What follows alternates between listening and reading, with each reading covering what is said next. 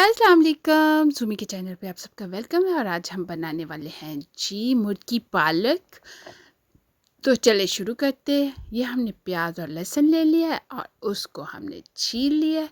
छील के फिर उसको ना बारीक बारीक काट लिया है। सही छोटा छोटा बारीक बारीक काट लिया है। तो काटने के बाद हमने जी ले लिया है देचकी, उसमें डाल दिया है ऑयल।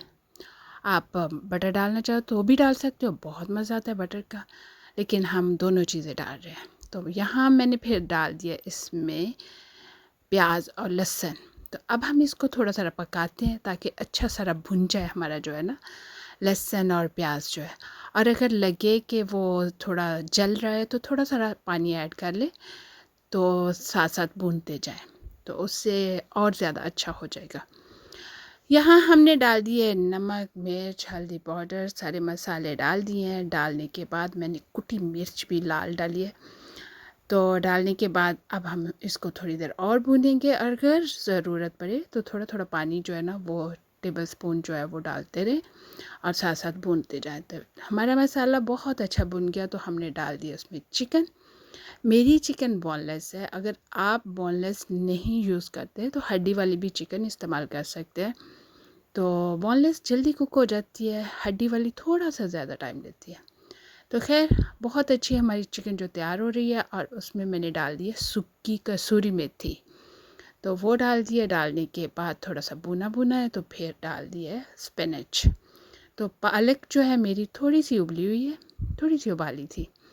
तो अगर आप डायरेक्ट भी डालना चाहते हो तो डाल लो, लेकिन अगर थोड़ा सा उबाल लेते हो पहले तो भी ठीक है, दूसरे चूल्हे पे साथ ही।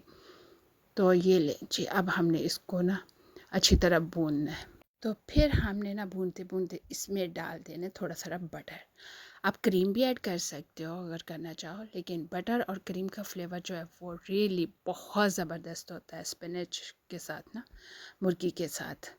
तो इसलिए ये ज़रूर ट्राई करें।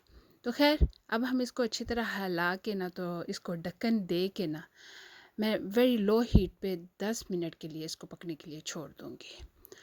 तो 10 से 12 मिनट जो है ना इसको मैं लो हीट पे पकने दूँगी।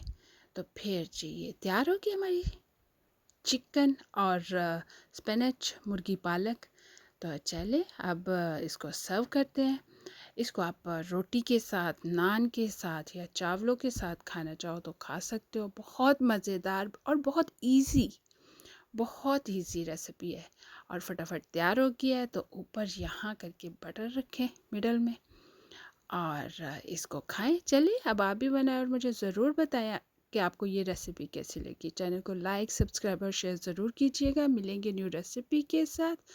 अल्लाह हाफिज़।